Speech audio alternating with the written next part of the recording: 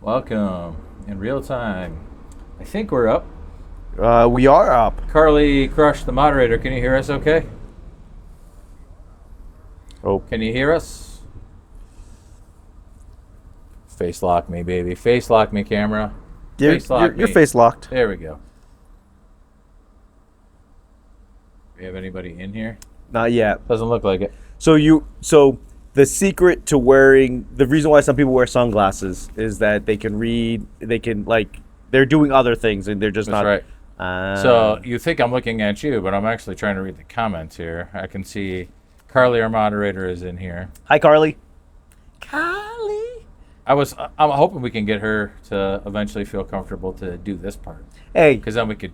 meet her where she is. That's okay. right. We have, and we She's killing appreciate it. her, and we love her. And she got us these chairs today, special delivered from These chairs Rio Rancho Walmart. brought to you in part by Carly. That's right, Rio Rancho Walmart. We have literally nobody in here yet. I don't It's think. okay.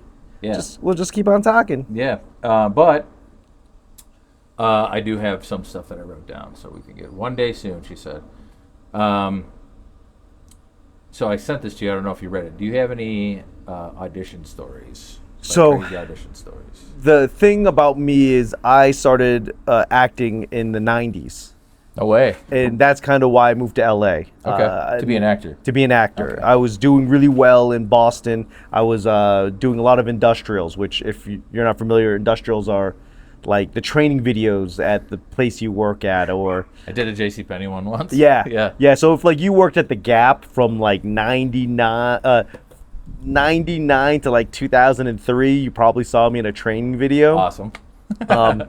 So I did a lot of that, and I was like, oh, let's just move to LA. But the problem with LA is I was a straight Asian male that only speaks English and didn't know martial arts. So all the auditions were freaking horrible. And wouldn't do the accent. And I refused to do the Good for you. accent. I refused. Power to the people. And they'd be like, oh, I would go to auditions without saying anything about an accent or being Asian. And they'd see me and they'd go, oh, that's great. Can you do it with an accent? I go, sure. I just put a thick Boston accent. And they go, I don't know what accent that is, but can it be more Asian? That's crazy to think about, really. It's weird because I would go to auditions where it would be Asian male, 18 to 55. And you don't think much of it until it's you, a kid that looks like your kid, a guy that looks like your grandfather, a guy, and we're all auditioning for the same role, which just allowed me to believe that when it came to Asian men, they didn't know what they wanted. Let me see them all. Let's see all 40 of you guys. Yeah. And we'll pick the one that matches the thing in our head. And that's when I was like, oh, a lot of auditions, it's 3 seconds. They see you and they go, great, thanks for coming in. Thanks for coming in. We'll let you know. All right, Chinese guy number 3. Yep. Appreciate it. Yep. Yeah, moving on. So my auditions, I hated it. I hated auditioning. I also hated auditioning. Yeah. I have one that almost sounds too made up to be real. Let's hear it. Okay. This is Detroit. This is Detroit. Yep. I was with 2 agencies at the time. This was for a Clay Matthews Fathead commercial. You might have seen it because they played it fucking 5,000 times that summer. Okay. Which makes this story all the better for me. Nice. Okay. So my day job at the time, I was leasing apartments, right? It means I got apartments for super cheap. I got a 2-bedroom, 1.5 bath apartment for $200. Shit. So I took a roommate on. My roommate, Andy Rathberg. Shout out to Andy if he's still out on the interwebs. Also a good actor, right? Mm-hmm. We both get called in for this thing. We both get called back for this thing. Now, the part is a white guy and a black guy sitting on a couch. You're not the black guy. I'm not the black guy. He's not the black guy. Oh, awkward. Right. So you might have been the black guy. Yeah, right. So we go into the auditions, and there's, probably, I don't know, 10 black dudes on one side, and him and I on the other side. Okay, that's it. Segregation. So it was between, yes. So it was between him and I already. Uh-huh. Well, he goes in first. They gave him the role. They didn't tell me they gave it to him. and then they brought in every black dude to read with him. So I had to watch. Of course, as time goes on, you start to go, well, something ain't stirring the Kool-Aid here. I don't think I got it. Which is fine, but losing to your roommate is sort of super bizarre. And unfortunately, he wasn't modest about it. So they bring in all the guys. They leave. The director comes out, brings me in to read for the other guy. I was like, well, why am I doing this? Yeah. The storyboard is the storyboard. They're not going to pick two white guys. It's a white guy and a black guy. That's the whole thing. So I congratulated him. Oh, I should also back up. So it was on my birthday. The shoot was on my birthday at Lambeau, right? I was like super geeked about it. This guy, my roommate, wasn't a football fan. I'm a diehard fan. I've always wanted to see Lambeau Field, right? We get home, and as days go on, he just progressively throws it in my face, and I kick him out. I kicked him out, and then that whole summer, I saw that commercial probably 5,000 times. He didn't get residuals because it was a buyout. But, dude, every time I looked at ESPN or whatever, there's that stupid commercial. And so that's probably my worst audition. That's pretty similar to like being an Asian male actor in LA at the time. Yeah. There was like 40 of us. So whenever you saw one on TV, you were like, oh, that's Walter. You know, I know Walter. Yeah. And then you just see each other. Yeah, and you'd be like, oh, did you get the? I know, I did. I didn't get the part. Did you get the part? Yeah. Well, he had been my friend for a long time, Yeah. but he had just moved in maybe 3 weeks before. Fuck. You know, He had to be a dick about it, though. he had to be a dick about it, which was really disappointing. Because that's the worst thing. I think that people don't understand how small the acting community really is. And Especially in small markets like Michigan, where everybody knows everybody. you should know because you're your roommate. Like, how did you think that was going to be? Yeah, it was. I mean, I laugh about it now. At the time, it was like, man, you know, there was a lot going on in my life. I went bankrupt. I'm not making any money. All I want to do is be an actor. I love football. I've never seen Lambeau Field. It's on my birthday. Cool. I'm going to be acting in this commercial with Clay Matthews. Yeah. But I'm a Lions fan. In the end, I was in a commercial with Matthew Stafford. I got to work on Hard Knocks. I got to meet Jared Goff. I got the karma came back to me years later. When they traded Matt Stafford and he won a Super Bowl and he was not on the Lions. Awkward. Yeah, he's like an ex-girlfriend. Good for you, you know. I feel the same way. Mookie Betts. Hey, we got some people in here. What's going on, everybody? Welcome to the not quite somebody's. No, but definitely not nobody's. Or something like that. I don't know. We pseudo-famous people. We've done some stuff, just not enough that you would know who we are. But you're here, and we're here. So now we know each other. That's right. In the meantime, I'm talking to my boy Loy Lee Comedy on the TikTok, the YouTube, the Facebook, pretty much all social media platforms. And you are Johnny Two-Handed. I'm Johnny Flynn, a.k.a. Johnny Two-Handed on all the social media platforms. This podcast, there's so many angles, this is hard to follow. Oh. Pick an angle and look at it. Oh, what up, Rusty? I'm getting frustrated. What are you frustrated about? How many angles do you prefer on TikTok? Just one crazy angle? Do you want us to smush faces side by side? Too many angles? Too many angles. Are we two angles too many? Two angles. Or right, so one angle? Here's how it works, Rusty. Take your phone. See, there's a top angle, a middle angle, and a bottom angle. Just look at one of the angles. Yeah. You'll be totally fine. Just get a piece of paper. Focus. Get a piece of paper. Worst case scenario, you'll need 2 pieces of paper. Just, yeah. It's okay. It's okay. Who's going to win the 2030 World Cup?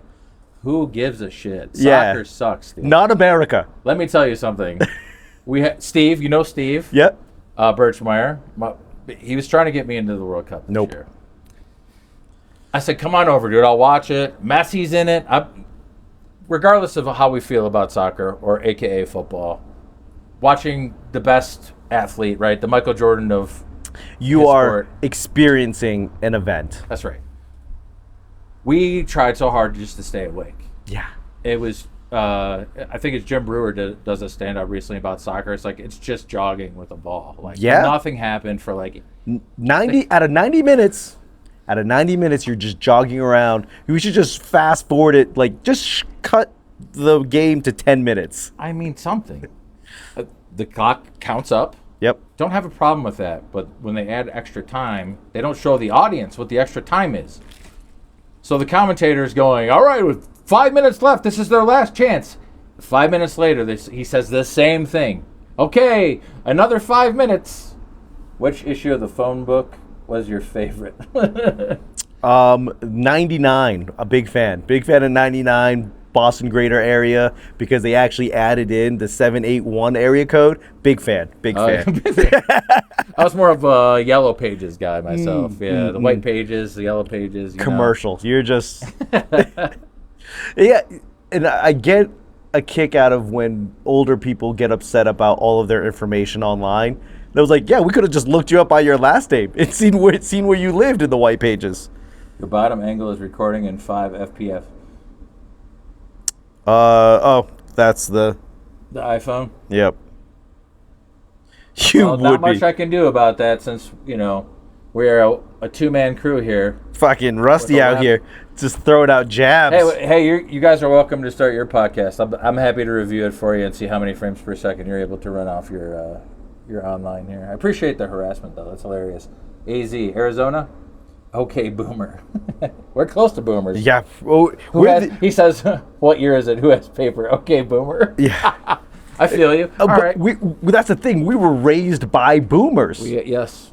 We were raised by boomers. We're in the middle of like the boomer and whatever this generation is. We're in the middle. Gen A? Is it Gen A? Gen douchebag. Yeah, Gen Z and Gen A, I think, right? Yeah. The thing was like boomers always told us, oh, you have to learn how to do shit, right? Figure it out. I'm not gonna be there all the time. Yeah. And you go, fine, you fucking figure it out. And now the younger generations, they don't want to figure shit out. They have all the answers to everything. Everything known to man, fucking online on your phone, and I don't know how to do it. And they're perfectly fine with it. And the boomers don't know how to do it either. There are VCRs right now, still plugged in, still blinking, 1200, 1200. I have some VCRs I got on resale. Yeah. They're making a comeback. People want analog. Y'all got to get better cameras. You're getting frame stuttered on all angles. Thanks, Clocko. Thanks, Clocko. We appreciate all the love and support. Wacko, Flocko, Clocko. So you're upset we made you self-sufficient. Oh, are you a boomer, Rusty? Shocker! Yeah, it seems like it. Boomer. I'm surprised you know 5 Wait, the boomer called us boomers? I don't think you're allowed to do that, bro. That's the boomer calling the boomers boomers. Speaking of boomers. Yeah, I'm surprised you're online. He says your kids were boomers. How the fuck are you on TikTok, Rusty? Are you at the nursing home? Yeah, he was nurse. There. Rusty. I can't hear you, moderator. Send me a text message. Send me a text message. I can't hear you. I don't know what he's talking about there. I'm listening through the radio, but the angle still bugged me. He's listening on our radio, AM or FM. Did you wind it? Are you waiting for CB radio? What fucking radio are you listening to this on? 10-4, good buddy. Moderator Carly wants to know if we should kick these guys out. I think stay in here and harass us. This is hilarious. That's how you know a comedian show is going horrible. We're like, no, don't kick him out. I've run out of material. We're being heckled for technical issues, for not liking the white pages. Hilarious. I mean, you guys see a lot of live TikTok podcasts with 3 angles. I don't fucking think so. We're so My boomers. dad used to wear a t-shirt in the pool. There are some things you just don't get over. My impression of generation: the older generation had it easier. The younger generation sucks. That's probably true. I will say this. I mean, my dad's gone. My mom's still around. Carly's parents are still here. They don't really understand what we're going through, right? They don't understand that like you can't just buy a house for $40,000 and live there for 30 years. And then sell it for $400,000. Right. They don't understand that like a college degree doesn't guarantee you six figures. It actually probably guarantees that you won't get six figures. Yeah, right. I'm still kicking the can on my student loans 20 years later. Doctors don't make that money, especially not here. Yeah. No, that's true. That's why they're leaving. Yeah. Yeah. I think I can only describe it as this generation, we are surrounded by idiots.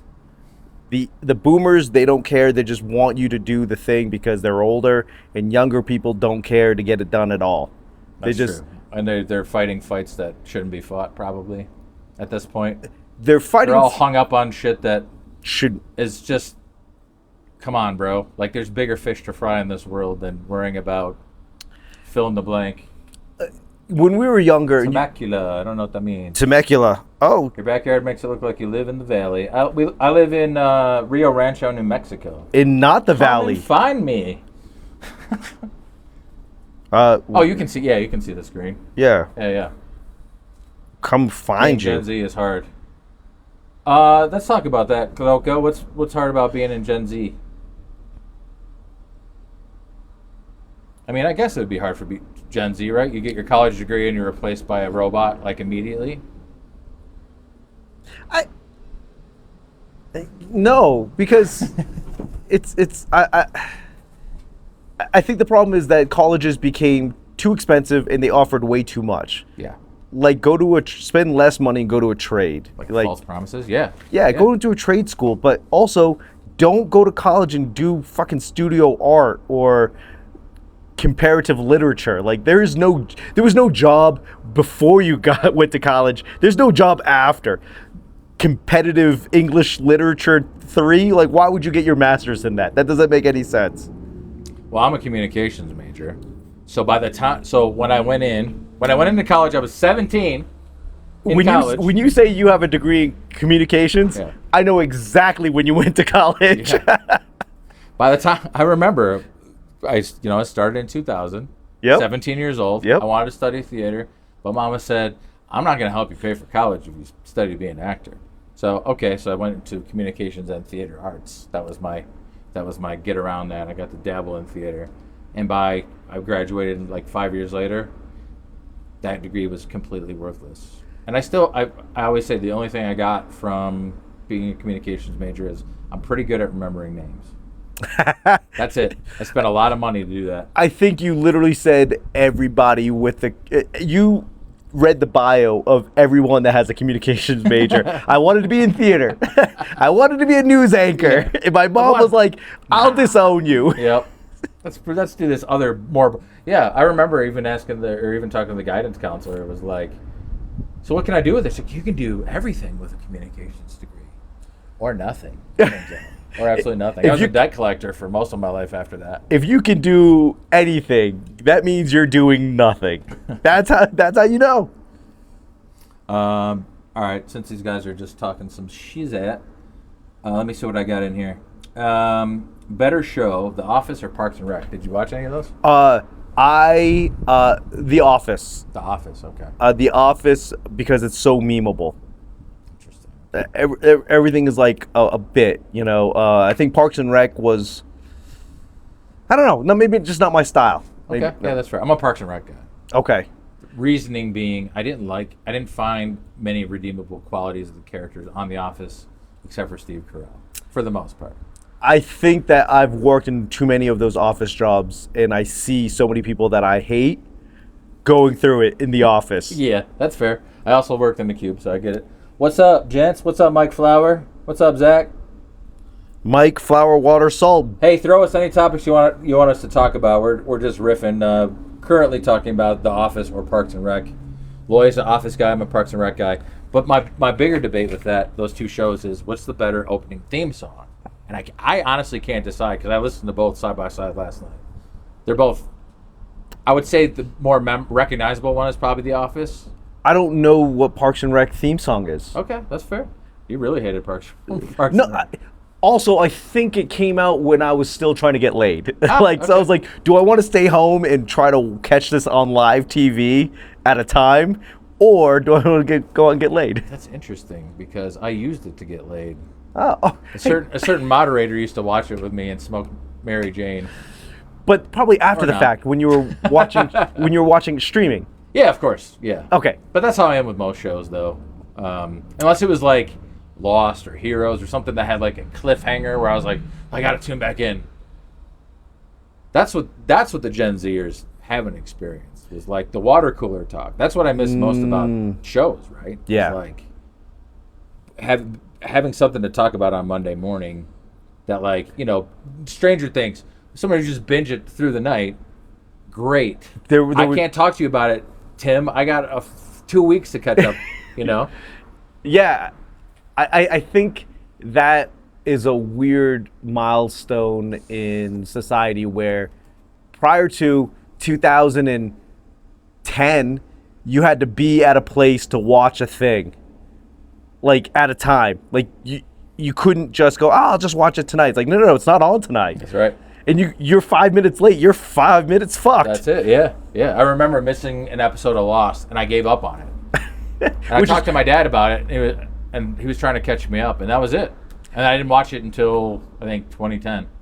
Watching Lost or not missing an episode of Lost and having someone else explain it to you is got to be some Dante's level of hell. For sure. Because Lost made no sense. No, it still didn't. We just rewatched it recently. I have a theory that the showrunners were on the message boards at the time, and Trying to piece it together. No, the exact opposite. So if they think somebody's piecing it together and they say something, they just write around that. They wanted nobody to get it right. The Kevin Smith rule, you know about that? No, what is this? So Red State. So do you know his movie Red State? It's like his horror film. He was writing it, and he would put it away. And anytime he thought, I know where this is going, or somebody else knew where it was going, he would consciously go the other way with it. So it was really hard to figure out what was about to happen next. I like that stuff. That's how I like to operate as a filmmaker. That Flip-flop beats ankle socks. I mean, I'm wearing flip-flops right now. I know. I think that's why they're talking, because I got ankle socks on. Ah. I got white ones on, too. I know. Okay. I got the Carhartt. Worst podcast ever. Nice. Hey, if you're going to win an award, win an award. I appreciate it. That gives us a Razzie, right? Hey, whatever we're doing, we're doing the best at NFL it. hat plus Vipers versus Asian with a tropical button-up and a snapback of a team he doesn't support. Ooh. Yikes. What team don't I support? This one? Yeah, or this one? Yeah. So you might want to look at our bios. I'm from Detroit. Loy is from Boston. But we don't owe you any fucking explanation. Yeah, that's fine. That's fine. I hope this is the final episode. Dude. Me too. Me 3. Yeah. Yeah. But you know what? But somehow, you're such a loser, you're watching the worst podcast of all right. time. So I appreciate your feedback. Being a fan of the worst team has got to be like a Lions fan. I hope you sign out because you're still in here watching. This is fucking weird. I love it. What a weird idea to come in here and heckle people and keep watching. You know Name what? 5 players on the roster now.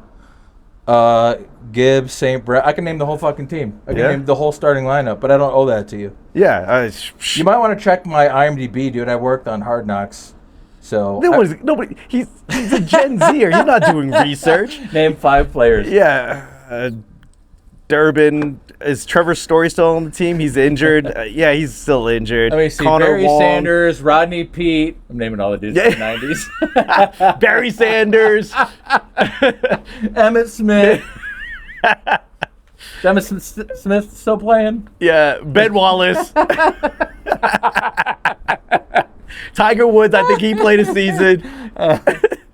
Oh my God, this is hilarious.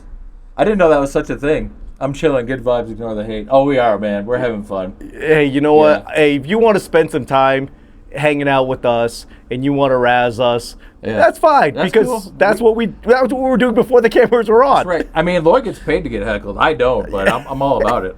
In case you didn't know, stand up. Lloyd Lee. Camera guy. Filmmaker. Director. Tech guy. Appreciate you, LA. Streamer. Thanks for the love, Matt. Appreciate you just chilling. We're happy to talk about anything you want. We need to prove our love for our cities. We're not going to do that, dude. It's so I think they think we're posers. They don't use that word anymore. Sure. What do they say now? What do the kids say? Here's the thing. Who is posing to be a Detroit Lions Nobody. fan? Who is like, let me get this fashion statement. Nobody. Listen, if being a Lions fan since I was 8 years old and getting made fun of for wearing this Lions hat, you think some dude on TikTok can get to me? Oh, please. You getting made I fun fought of my own family for fucking 30-something years of my life. Getting made fun of being a Lions fan by other Lions fans. Name 5 players on the team.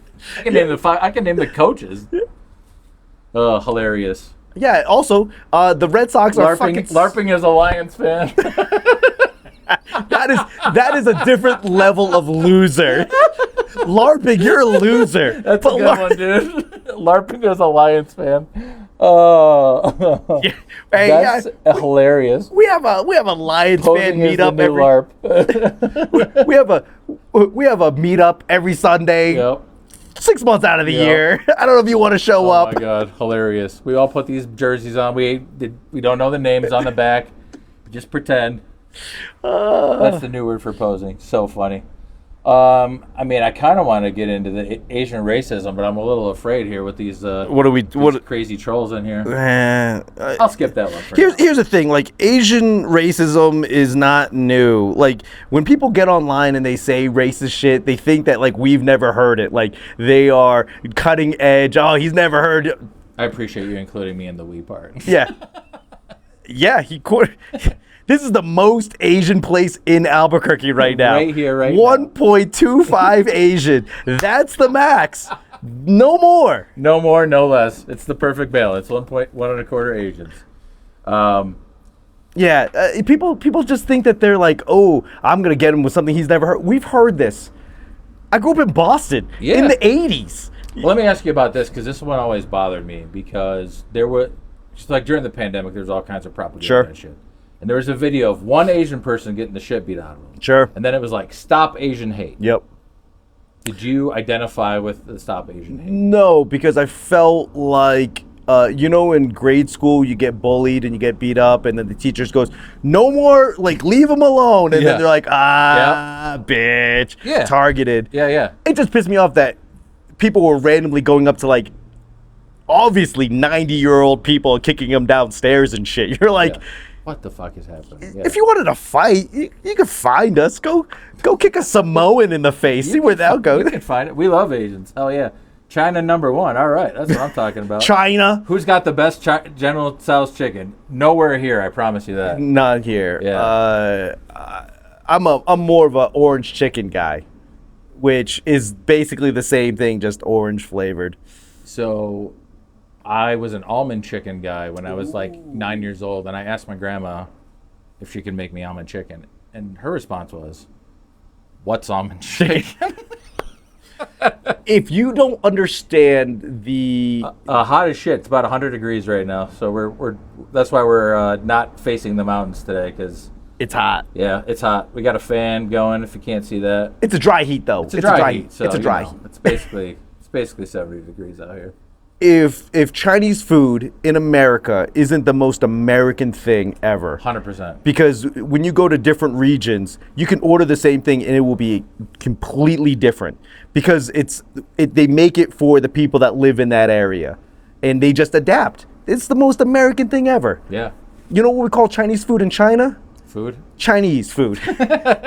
Ironically, oh yeah, Chinese food. You been to China? No. Oh, okay. It's fuck. You're just speaking for all the people in China. I had a layover in Hong Kong, and I thought I was gonna have like a coming home, like a Lion King moment, and nobody gave a fuck. You are one of 1.6 billion people. The camera on the grass, just so you know, is as far away from the house, and it's my iPhone going wirelessly to my computer that's going into the house. So there's not much I can do. As you might be able to tell, this is not the Joe Rogan podcast. We do not have the budget for that. We're wearing little microphones. I got a couple action cameras here, and we're just kicking it in the backyard. We're just doing it for you guys, Yeah, and just for people you. want to be constant. Like, this is not entertaining. Keep on scrolling, fucker. Oh, so I want to piggyback on the Asian hate. Oh yeah. So because I'm only 25%, I look like white bread. Everybody assumes I'm a white guy. which Sure. I guess I identify as a white guy. Also, you're like 6'4". You're like 6'4", My 200. grandpa was 5'11". Yeah, He was tall for a Chinaman. Yeah. Yeah. Yeah. Hey! Don't let people just say that like that. You can't just. Jesus Christ. I asked my grandpa about Yao Ming. I go, how is he so tall? He's like, oh, he's from northern China. Yes. The biggest difference is the diet. Where in the north they get that protein from the eggs because it's in the egg noodles and everything. Where you go further south, we're just eating a lot of rice. A lot of garbage. A lot of rice, and then you got to be short. You got to be short to like pick the rice. So I had a couple instances during the pandemic. So tell me about how you navigate. Being a covert Asian myself, a covert Chinaman. Sneaky Asians. Sneaky Chinaman. I had a really friendly mailman during the pandemic. Super friendly. Okay. That's not code word for anything. No. Okay.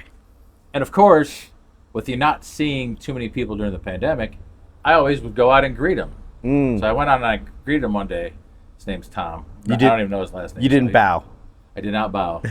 He's also not Chinese.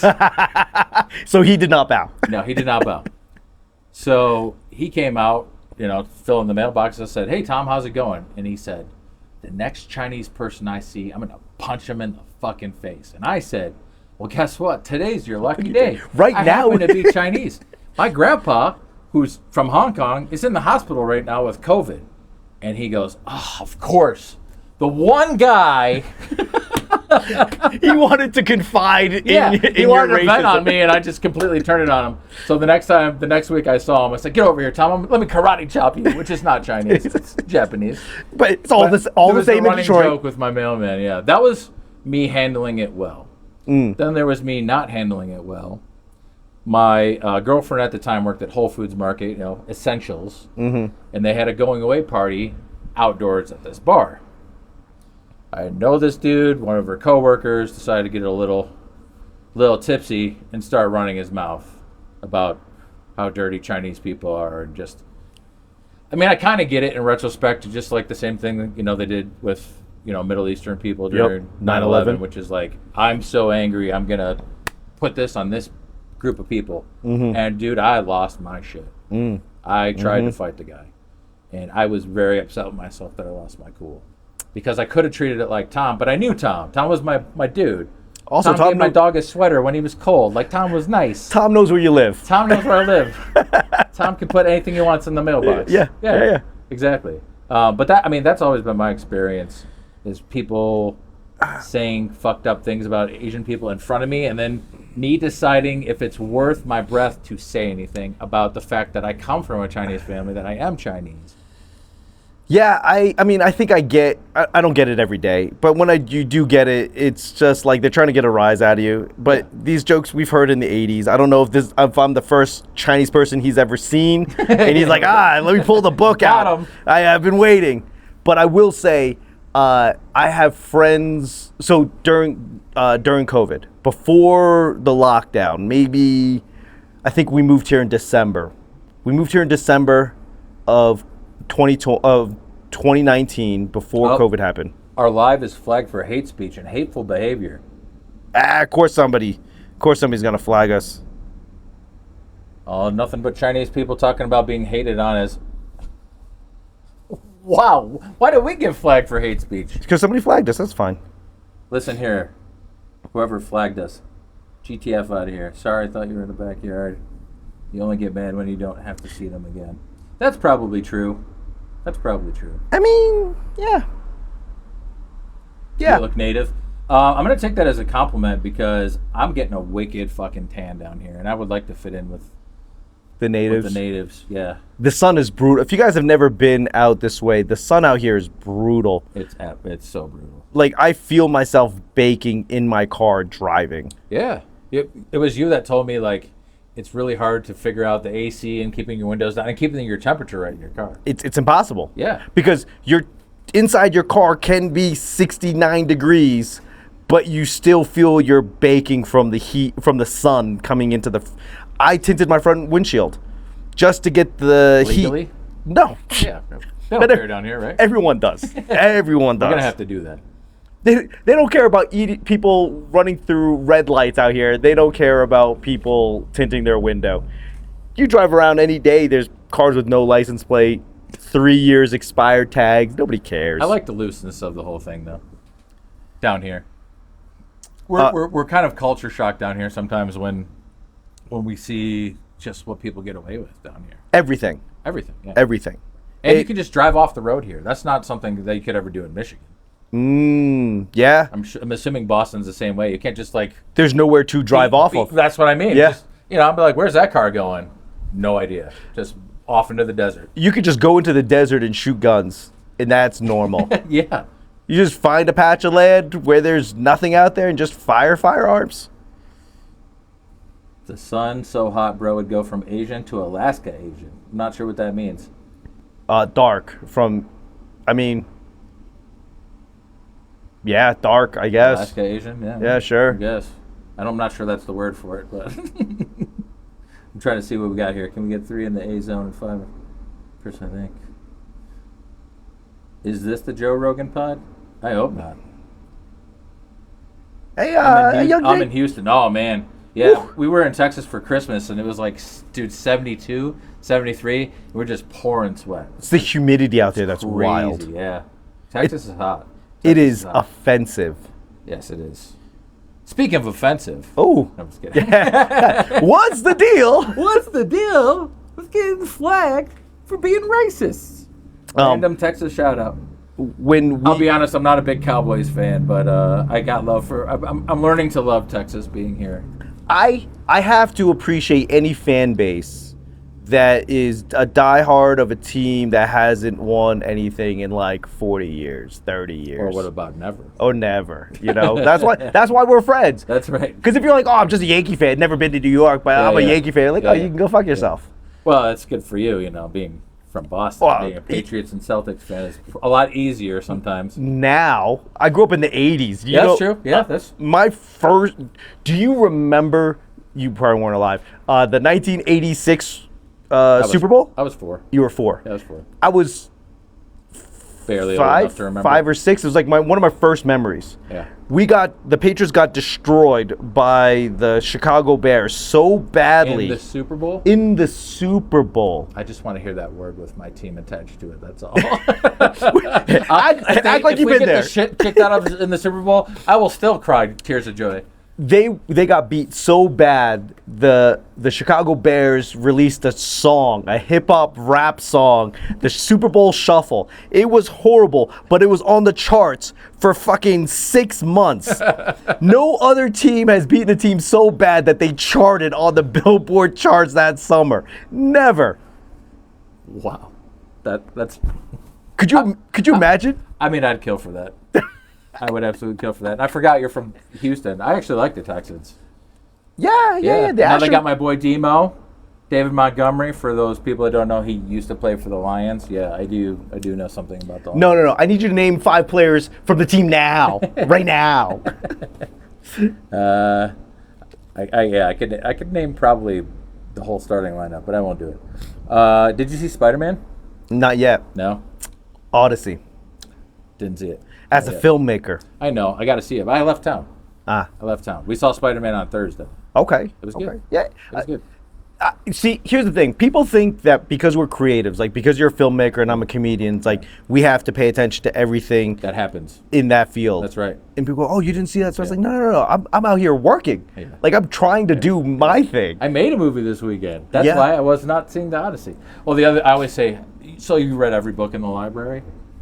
Yeah. When people are like, you haven't seen that movie? Like so you haven't read every book in the library? It's impossible to see every movie. It's impossible to see every show, every stand-up set that comes out on Netflix and whatever. Even now, it's even more difficult because everybody goes, hey, I'm just going to drop a special. Yeah. And it's on YouTube, and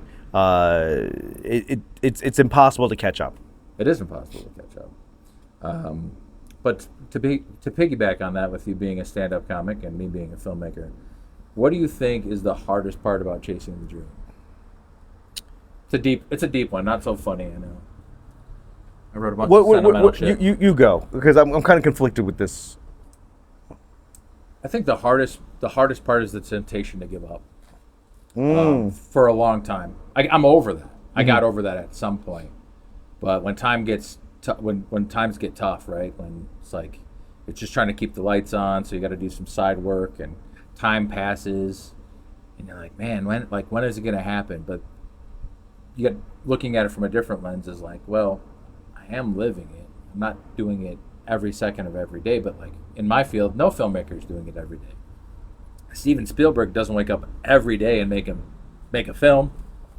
I mean, at what point do you become successful in that field in filmmaking where you're not worried about the next thing? I think it's more like a craving. So I would imagine it's similar to stand-up, which is like you could have the best set of your life, but you still want to do another set, right? Yeah. Also, it's like with stand-up, we know that it's like baseball. You know, in a good season, you'll go up to bat 400 or 500 times, but you only get on base, 100, 150 times. Yeah. So if you're lucky, your best season is 75% bombing. You know? Yeah, exactly. And comedy is like that, where I know that's why we have sets. It's like this set works, and when I bomb on a set, I go, it doesn't bother me because I know 75% of the time this is a great set. It's just not great tonight, and I'm okay with that. How long did it take you to get over that? Because I think I always wanted to even just try stand up, but the fear of just being a total shit. I think that is the biggest fear that is ever. You're supposed to be shit. You've never done it. Well, right. And I know that, logically, right? Yeah. But emotionally, to get up there and, like, you think some shit's funny and you throw some shit out there and people just are looking at you like, what is this guy doing? You have to, for me, when I do new material and it doesn't go well, I know that the premise is funny. I just didn't make it funny. There was somebody in here that said salt, flour, water, and that's bread, right? Where you just go, oh, that's like, yeah, you could fuck up bread because it's not the ingredients' fault. You just didn't do it right. Right, yeah. So you take the same ingredients and you just fucking figure it out. Yeah. And that's with comedy. You go, what's wild is I'll do a set, I'll do a joke. I've done it 100 times, and I know where the laughs are coming from. Every night the laughs are coming from this area or this part of the joke. But sometimes you just get a big laugh in the middle somewhere where some random one. Right. Some random person got it. Does that make you feel better that one person understood the cleverness in the joke? Well, when it comes it never has come before. Yeah. You have to now I'm tasked with trying to figure out why was that funny. Why did that get to that one person? Because maybe it's a thing now. Or when the crowd laughs in the middle of the joke and you go, fuck, I got to figure that out. Yeah. It's like making bread and you go, this is the best bread I've ever had. I don't know why. Now you're thinking about why. How do I reproduce that? And luckily, I record all my sets. Yeah. So you go, okay, cool, yeah. Well, it's like watching practice, right? Watching practice or practice. We're talking about practice. Well, like watching game tape and like, all right, what can I do better, right? Yeah. And maybe that just is in a vacuum. Maybe just that one thing because something happened. And it never shows up again. You go, well, I mean, you can only do a flea flicker so many times. Yeah, that's true. Yeah. I mean, for me, I like making comedy shorts and stuff. And to sit in the theater is my favorite part because it only happens once, right? Mm-hmm. I only get the real, a genuine first impression feedback once. I either like to sit in the very back or like to sit in the very front and just listen because certain things I was like, I hope this does well. Yeah. And then when you don't hear that or somebody got it. Yep. Like I remember watching my last short film I did, and the guy behind me, he doesn't know that I was the one that made it. The guy behind me lost his mind. Nobody else did, but to me, it still was like the world to me, right? It was like if the only motherfucker that got it was that guy, it's still a win for me. Where I am, that the important part is like, if nobody came here to see you, nobody knows who you are, and you can reach 2-3 people, and they're like, that's funny, like I did it.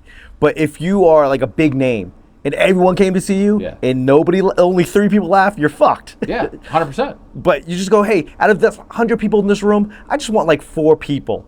Just be like, oh, that was good. Yeah. I get it. I get it. Well, do you feel like sometimes like when people don't laugh, like that joke wasn't for you, right? Like with my films are very not from, I would say, there's probably 20-25% of the population that gets me, right? Yep. Gets my style. Everybody else is like, I don't understand it. It's like, I didn't make it for you. I made it for me and my people, my weirdo creative people. I didn't make it for you. I'm in my Marvel phase where I'm like, let's just broaden this horizon, because you get so good at doing your thing that you go, okay, yeah, I can open this up and not like lose myself. Yeah. And that's for comedy and kind of like filmmaking. It's like, for this moment in time, I want everyone to just have a good time. Yeah, you always. know, you see a lot of comics, they'll punch up, or whatever, they're edgy, and that's fine because maybe that's their crowd. But for me, it's like, for this hour and a half, let's just fucking have a moment. Let's just enjoy. And if you don't find me funny, great. That's fine. Yeah. But you're like, you didn't go home like, I fucking wanted to kill myself. Nobody's killed themselves after my show. Oh, that you know of. That I know of. That you know of. I feel like I would have been tagged. Yeah. It's in their obituary. Yeah. Had a great night, had a horrible night at the comedy club. It decided, you know what? That was it. That was Too it. much. Too much. Too much. Talk about why alt comedy is the best, second to improv. That's you, because I don't even know what alt comedy is. Do you? I mean, I guess all comedy is that niche, like super niche. You go into like specific topics, or you're just like saying the most outlandish shit. Okay. Where is not family friendly, not TV friendly. Okay. Not. I have a stand-up friend, Noah Chap, and he pretty much just does like bestiality jokes and like necrophiliac jokes. And like, they're real hard to stomach. If you don't know where his intention is behind the joke, you could.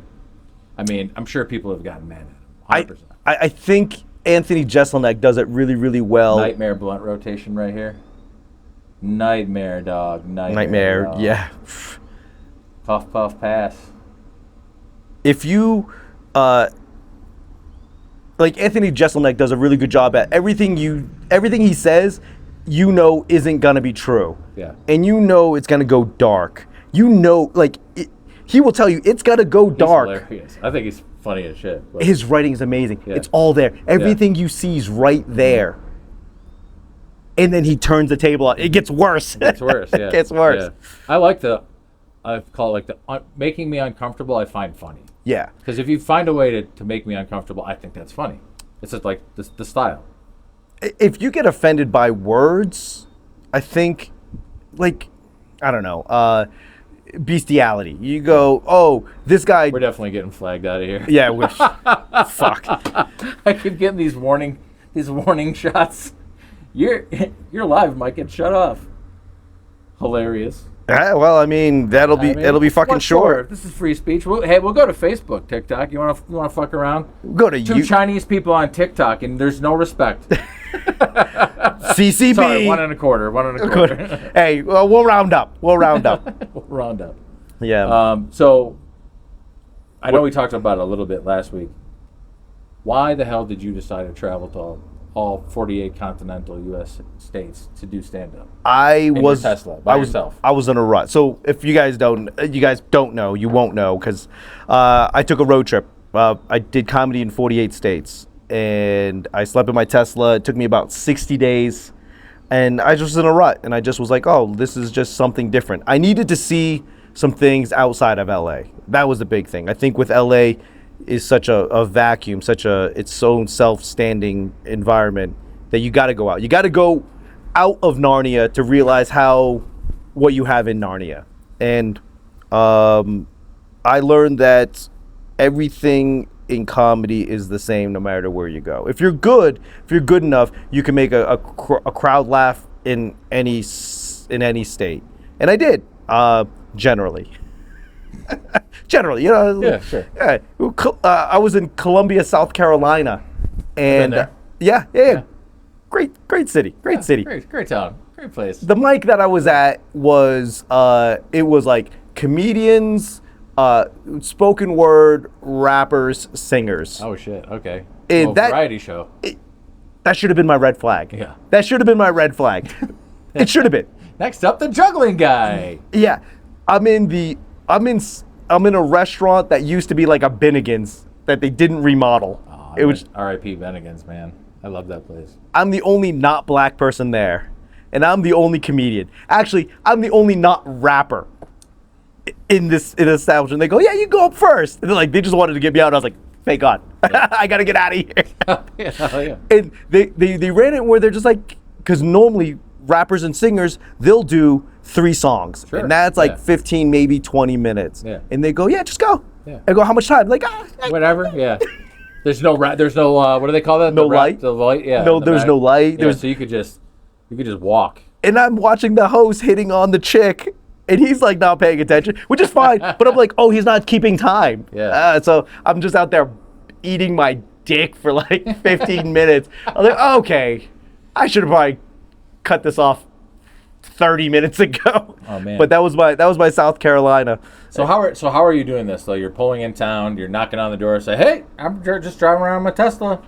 The internet, boomers. The internet is amazing. So I'd be, I'd plan it out a couple days out, no more than a couple days, and just be like, okay, where's an open mic in West Virginia? Where is a comedy show going on the day that I'm there? The problem is that if let's say small states like Wyoming, they only have one mic in Cheyenne all week, and if I miss it, that means I'm stuck in Cheyenne for 6 days until the next one. The next one, right?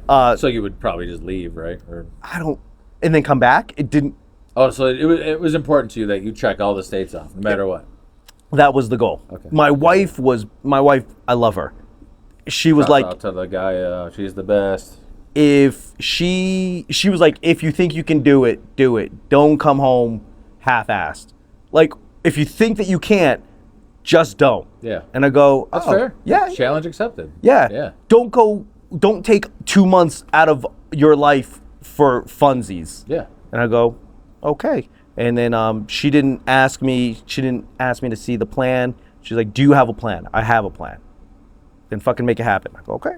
Wow. Fuck. That's killer. Yeah. Come home a hero. Don't come home at all. You don't check off all 48 states.